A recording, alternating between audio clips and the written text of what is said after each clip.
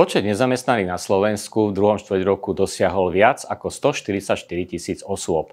Medziročne sa ich počet zvýšil o 1,2%, čo bolo prvýkrát po 15 štvrťrokoch, kedy počet nezamestnaných ubúdal. Potvrdili to najnovšie výstupy z výberového zisťovania pracovných síl.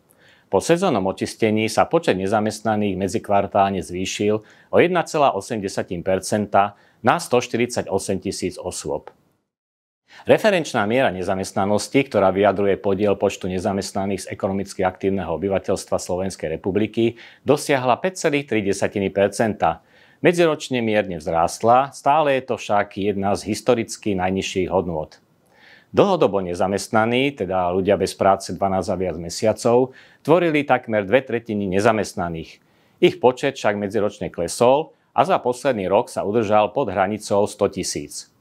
Z regionálneho hľadiska počet ľudí bez práce medziročne vzrástol až v 5 z 8 krajov Slovenska. Najvýraznejší prírastok o viac ako 5% bol v Banskobystrickom a Nitrianskom kraji.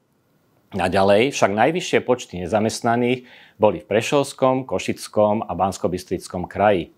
Miera nezamestnanosti dosahovala od 2,1% v Bratislavskom kraji do 10,6% v Prešovskom kraji.